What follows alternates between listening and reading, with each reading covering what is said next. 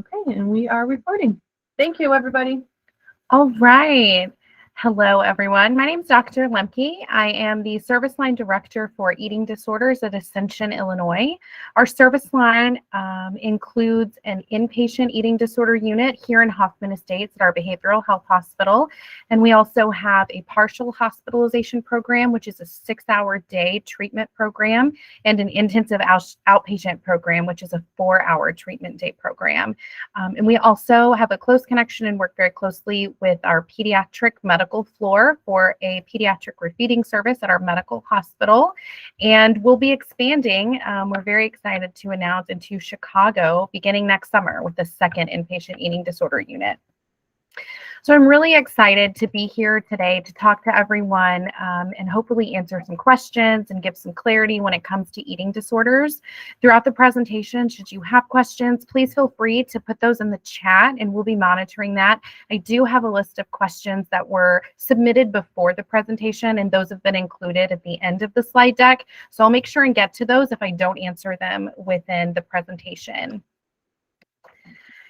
So I'm really grateful to be here, especially talking to you guys and here at an elementary school, given that the literature as well as my own anecdotal observations have indicated the age of onset of eating disorders is decreasing and decreasing.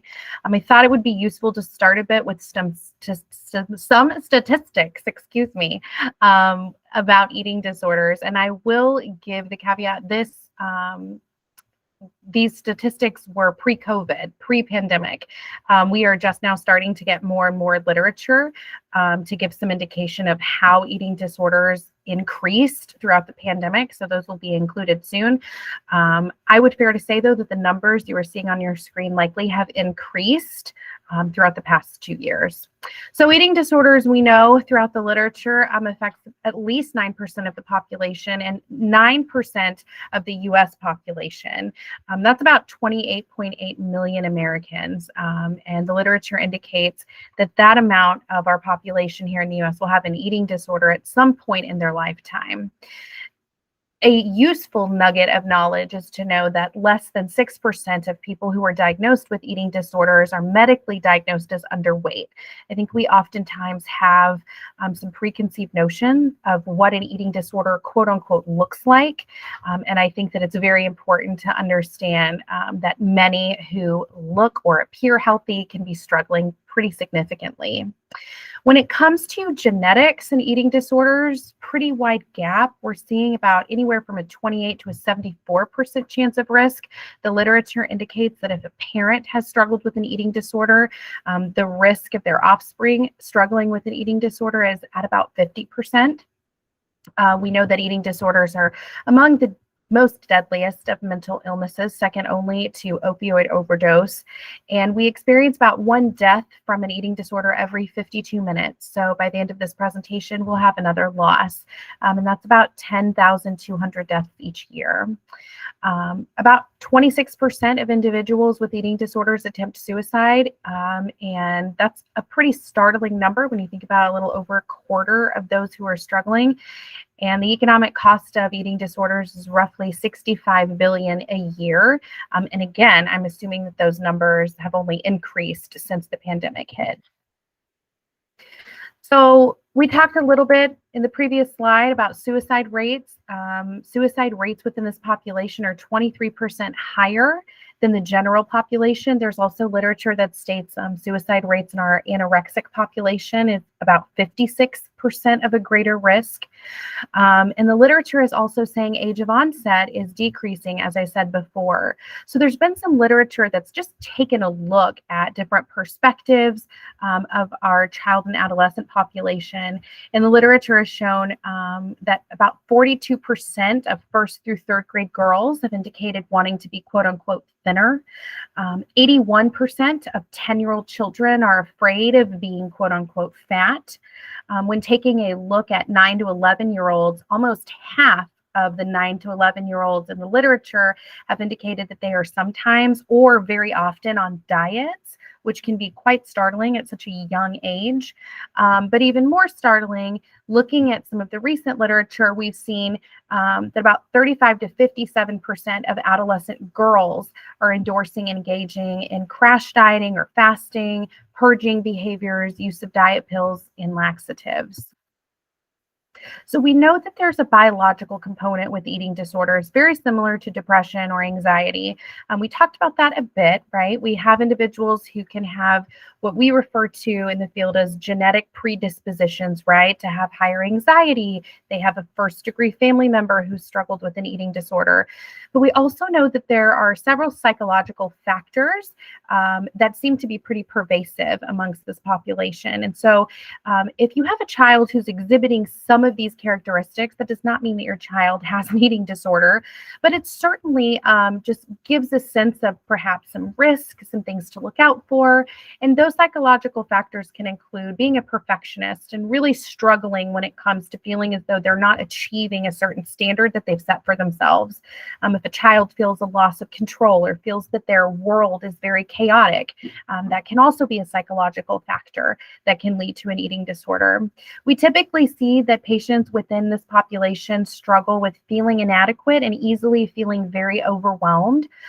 We also, in talking with patients, even with our younger patients, see that these patients endorse sensing that they appear one way to the world, but feel very differently. So perhaps on the outside, they can present as a stellar student, the top of their class, a stellar athlete, but inside they're having those feelings of being very inadequate and being subpar.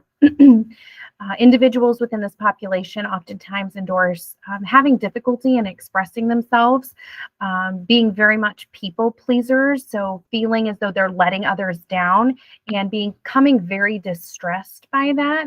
And then also we see a lot of shame in regards to physical appearance or body shape. And we oftentimes will notice that these individuals are making comments about their weight or body checking or having just intrusive thoughts about their body weight and shape. And these are indicators for the potential development of an eating disorder. Troubled relationships can often be found in this population, as well as a sense from these individuals that they're just not living up to family standards, living up to cultural standards that are held for them. And again, if you have a child who's struggling with these factors, not necessarily meaning that they have an eating disorder, but certainly things to look out for and to monitor. And if these things become clearly distressing for the individual, understanding that these are risk factors that could potentially lead to disordered eating or an eating disorder. So some truths that I think are really useful to know, as I stated before, many folks with eating disorders look healthy yet can be very ill.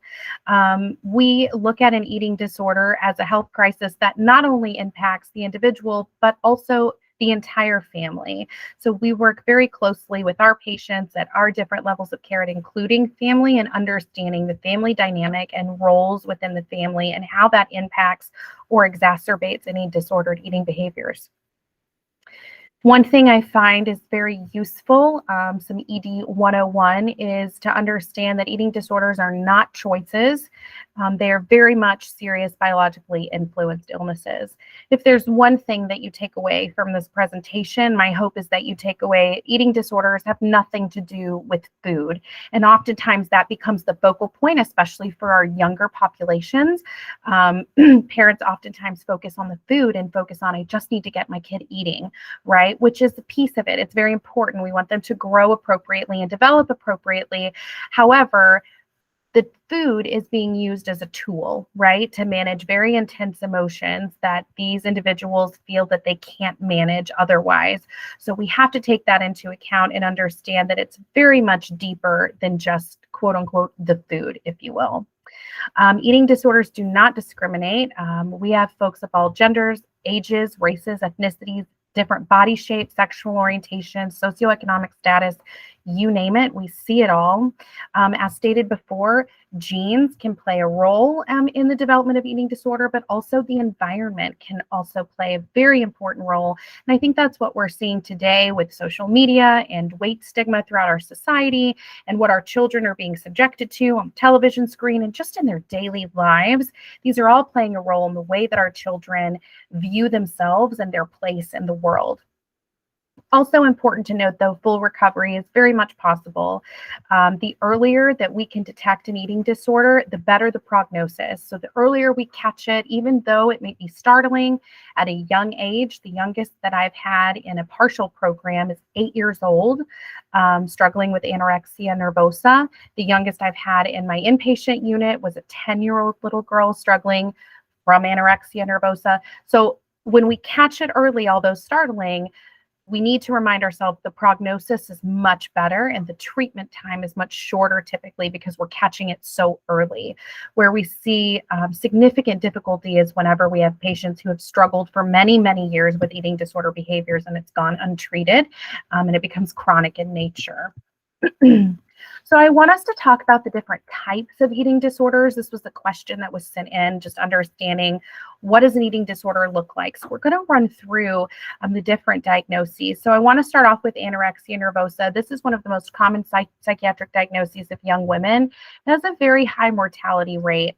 Anorexia is when patients have an extreme concern with their body weight, their shape, their size, and they engage in what we refer in the field as in restriction. So self-starvation, skipping meals, skipping snacks. They have a very intense fear of not only being quote unquote overweight, but also feeling overweight. And so they begin to rely on that feeling of emptiness, if you will. We see excessive weight loss in this population. To meet criteria for anorexia, an individual has to be below 85% of their ideal body weight. And we see in this population that individuals engage in what's referred to as refusal to maintain that appropriate weight for their age, height, and activity level. Anorexia clearly is associated with very severe psychiatric and psychological problems, but there are also medical risks involved. So for our teenage young ladies who have started their menstrual cycle, or even our junior high young ladies or late elementary school young ladies, we see a loss of menses that can be indicative of restrictive behaviors. Clearly, we see cardiac issues, low blood pressure. When an individual starts to lose a significant amount of weight, we see the body go into essentially a survival mode. So you'll notice thin hair growing on the body. That's called lanugo, and it's used to essentially help warm the body, given that the body has been in a restrictive mode. In ongoing eating disorder behaviors, such as restriction, we see a muscle loss and a loss of bone density. And then we also see run-ins with dehydration and individuals being very tired, having some cognitive implications where they're thinking slowly or they're very rigid in their thinking. Patients who struggle with anorexia oftentimes are going to be very much those people pleasers, those perfectionistic individuals who really struggle with what we refer to in the field as black and white thinking, all or nothing thinking. It's got to be this way or that way. If I don't make 100% on an exam or on a test, then I fail, right? No wiggle room.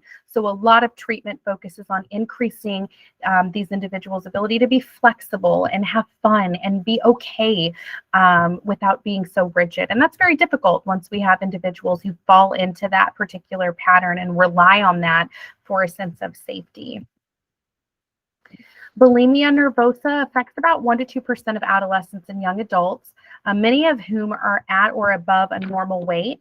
So with bulimia nervosa, we have that extreme concern of body weight and shape, but we also see repeated compensatory behaviors. So typically, and I think most commonly known, you'll hear of a binge purge cycle. So we have individuals engaging in binge behavior, which is eating far beyond the point of comfortable fullness, but it's also coupled with the compensatory behavior of self-induced vomiting, laxative or diuretic use, excessive exercising, or coupled with severe dieting.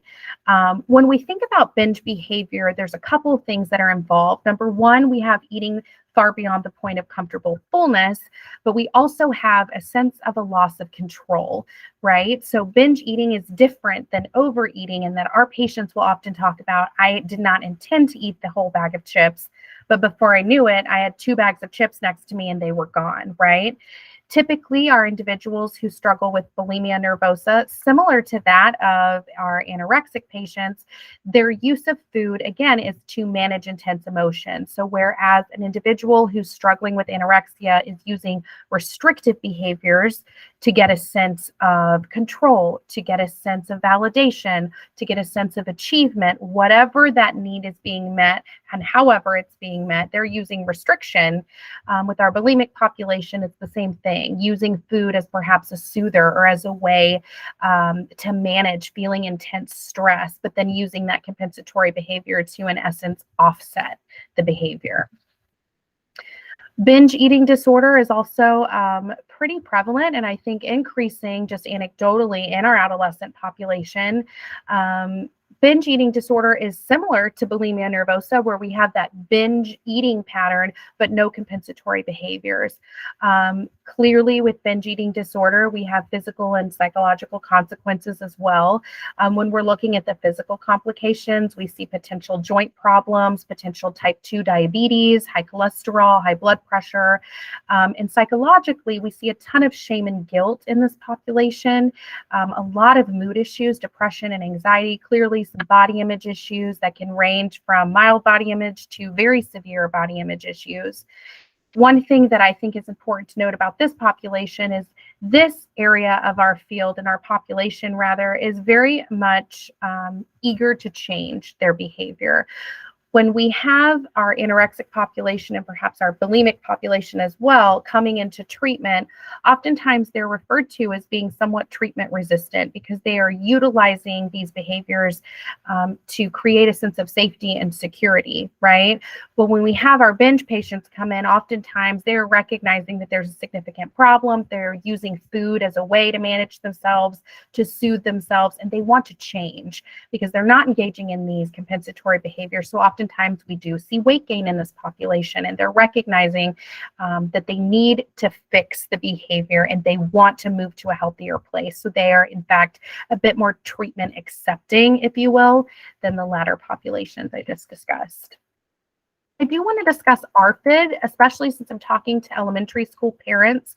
The ARFID diagnosis, avoidant restrictive food intake disorder, was just introduced into the DSM-5, which is our diagnostic and statistical manual that we have all of our psychological disorders housed in.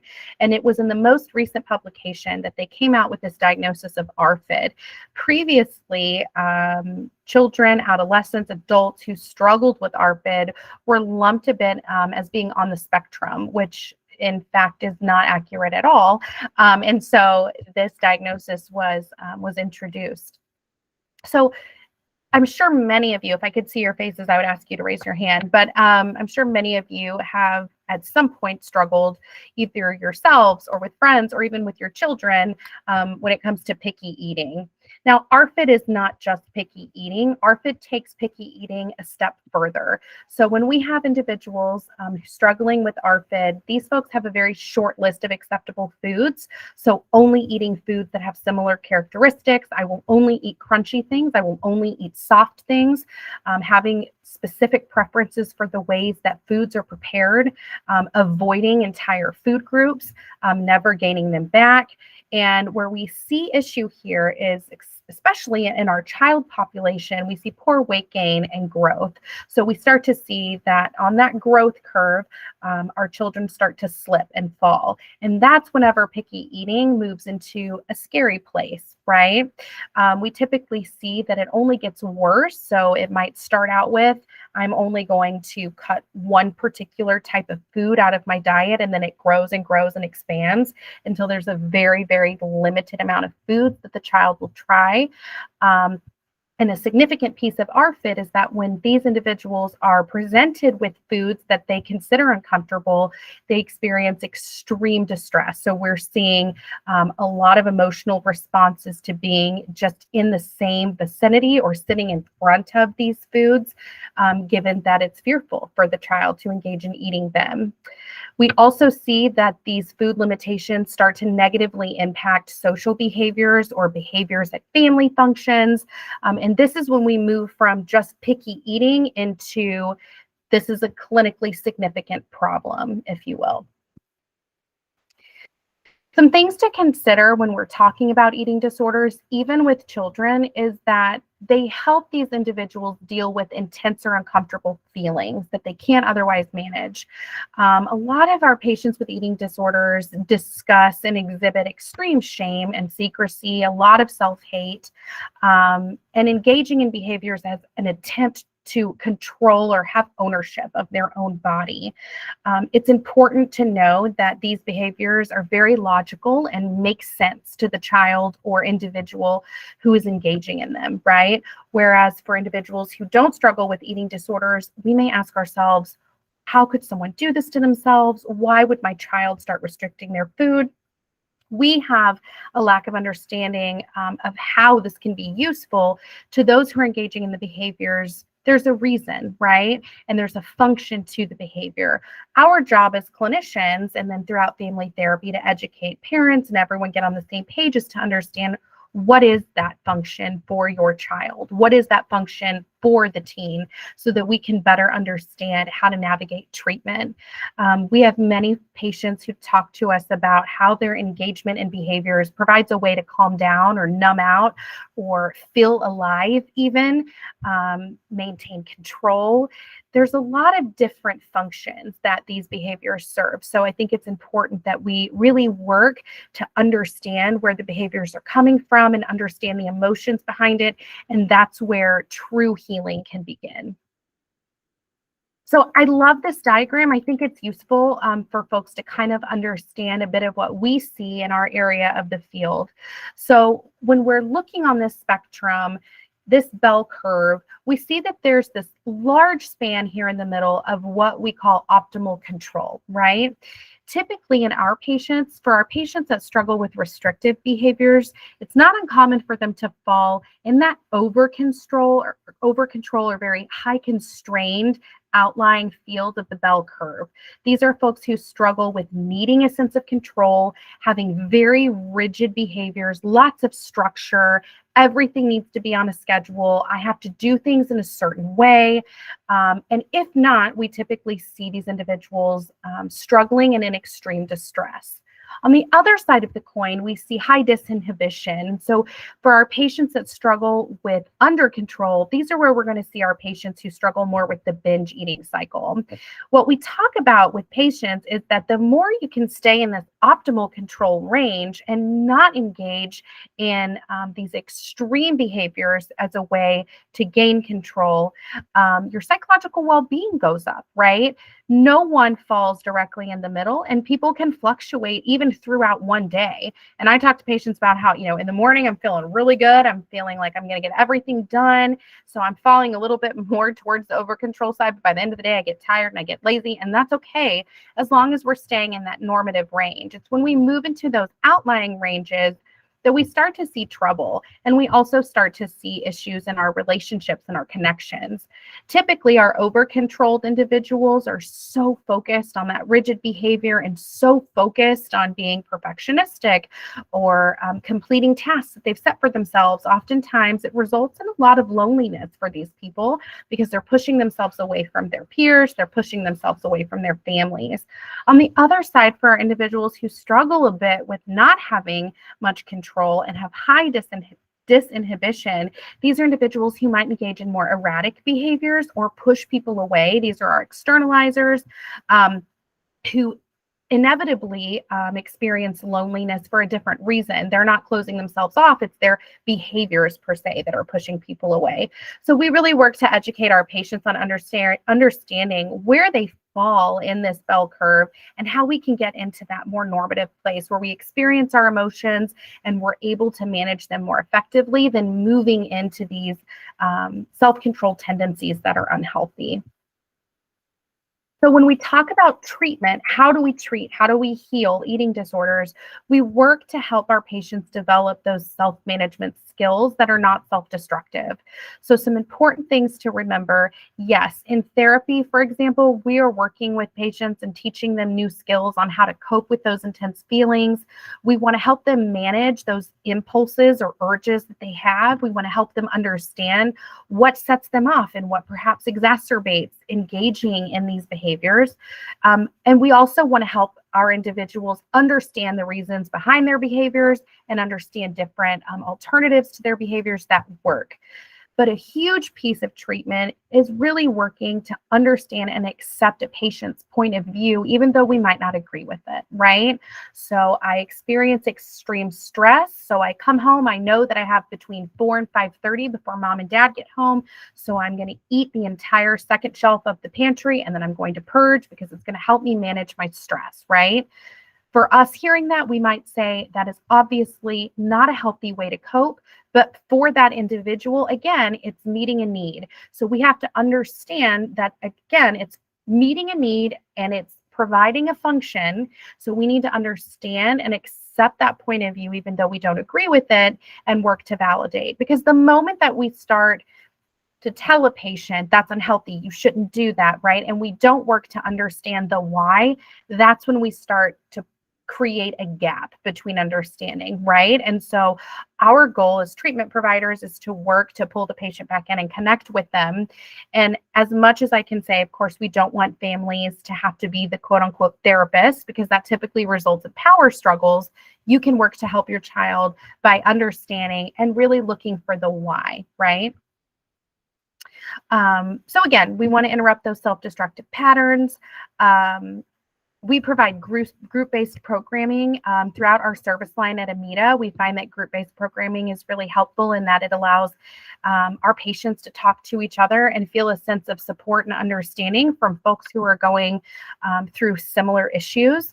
We have many different activities that are designed to help our patients feel understood and supported and really focus on developing healthy coping skills for these urges that they have. A big piece too, just my own personal philosophy, I believe that connection is the root of all psychological dissonance, if you will. And I think connection is huge. So what we work to do in our treatment program is foster connection, not only between ourselves and our patients, but we also work to foster connections between our patients in a group setting and really foster connection between our patients and their families and having that communication improve so that patients can feel comfortable discussing these things at home with their parents and allowing their parents the opportunity to understand. The goal of treatment clearly is that eating disorder behaviors will stop, right? If your child or adolescent is struggling with restricting their intake, the goal for many is that they'll start eating again, right?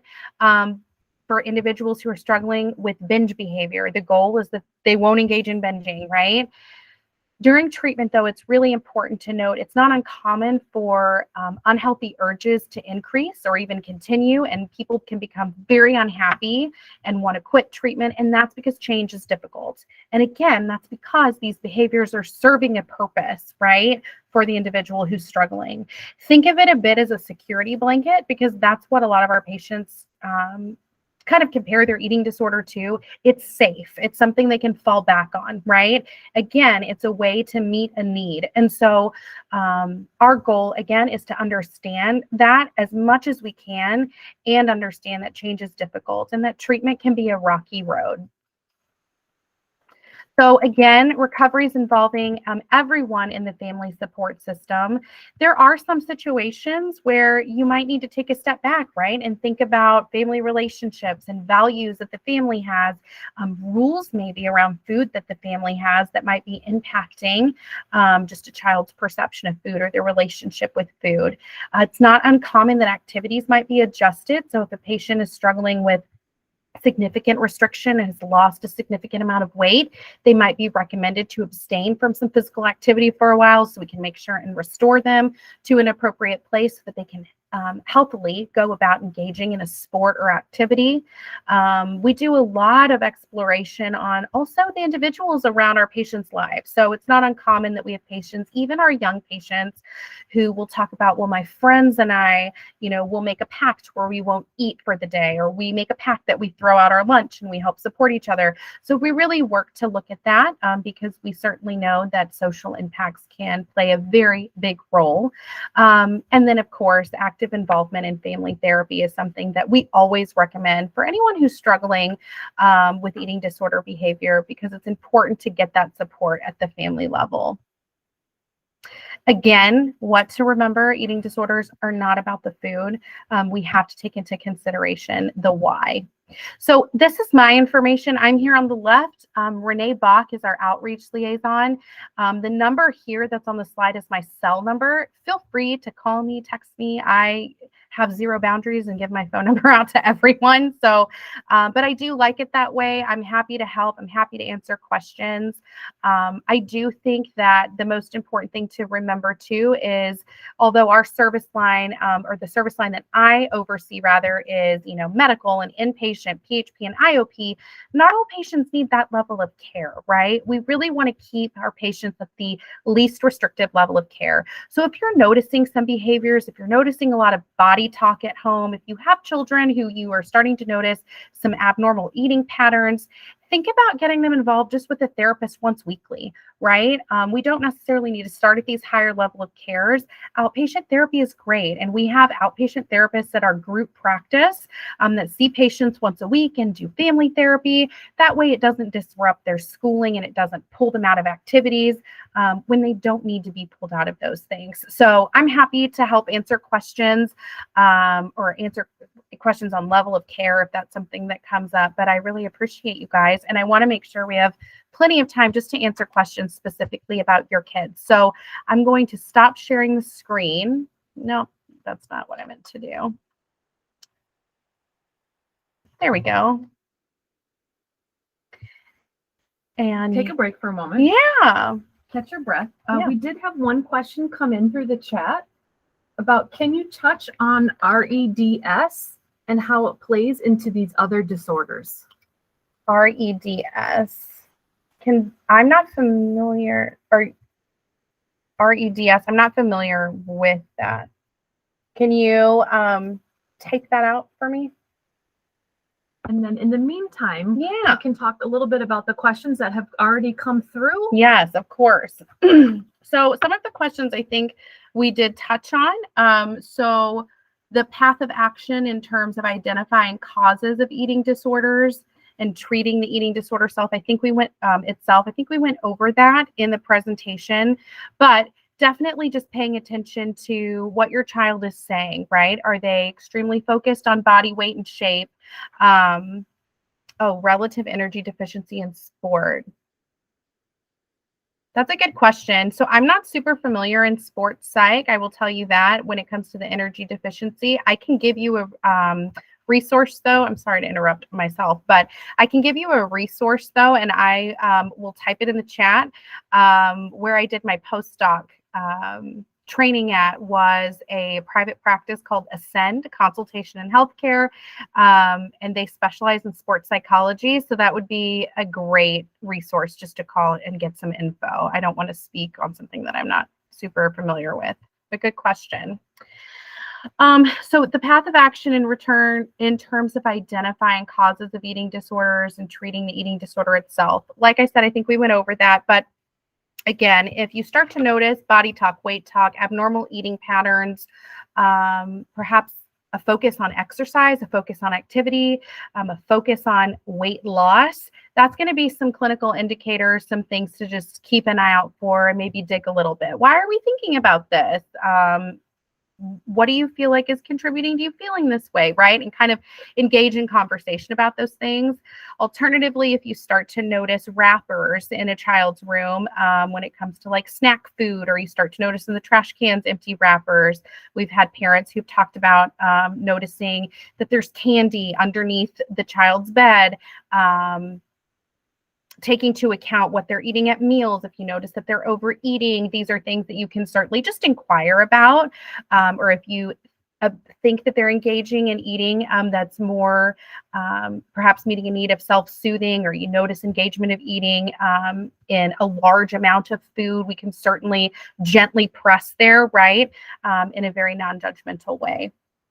The most common causes of significant weight gain in kids on a junk food-free diet. This is a great question. Clearly, if there's significant weight gain, you want to follow up with your primary care physician, potentially go to an endocrinologist to see if there's a thyroid issue. If you are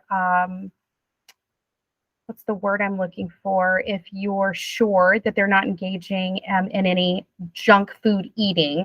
I think it's important too to remember, if we're living in a junk food free household, that whenever children are not in the household, we're going to have that potential for them to engage in potentially eating that food elsewhere. And since they can't get it at home, they might be eating a surplus of it. So it's something to maybe inquire about or ask about or keep tabs on. But certainly if you're confident that they're not engaging in eating high caloric foods or candies or things, and you're seeing extreme weight gain, definitely follow up with your PCP, run some labs, and again, potentially endo to see if there's a thyroid issue.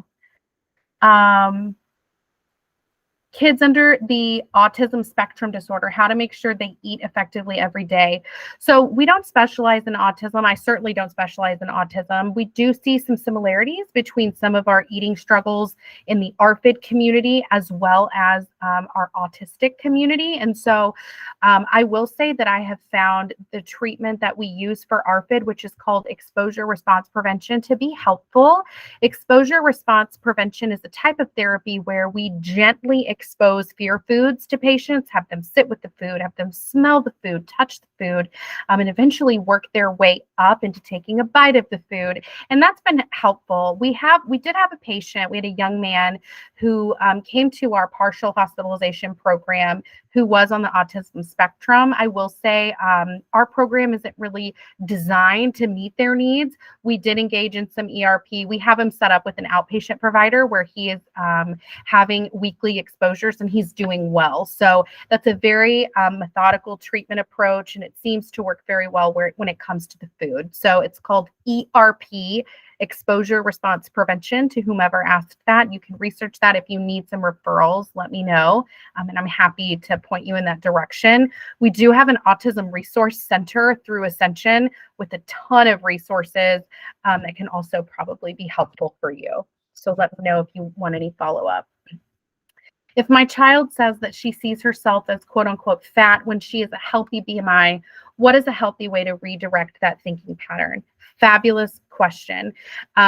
So I think anytime that we experience this where a child is fixated on their body or they're starting to critique their body, it's very important for us to steer the conversation in a different way and maximize on other things, right? We want to enhance our children to not view themselves as only their body, right? There is so much more than just their body. So focusing on strengths in school, their sport, of course, we can work to say, I don't agree with you, right? I feel like you're beautiful, but also really working to maximize their own knowledge on identifying their strengths outside of their body, right? So that's something that I think that can easily be done at home, just in conversation. You're doing a great job if you're redirecting that conversation, because that's exactly what you should do.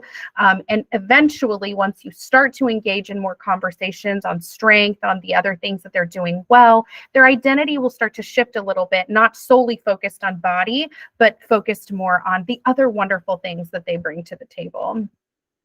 That can be tricky though, because of course we live in a weight stigma society, and they're in school and they're hearing things. And like I said earlier, just the environment that we live in as human beings oftentimes is very weight and shape focused, but we can do our best at just redirecting and not talking about the body at all, not making comments on the body at all, and focusing more on the other strengths. I think we do a lot of, we have a lot of attention placed on our bodies. And so we work with our patients and we have body image groups at the hospital, and we really focus on creating an identity that's not solely focused on the body, and being able to identify all of the wonderful things about a human being, their values, their strengths, right?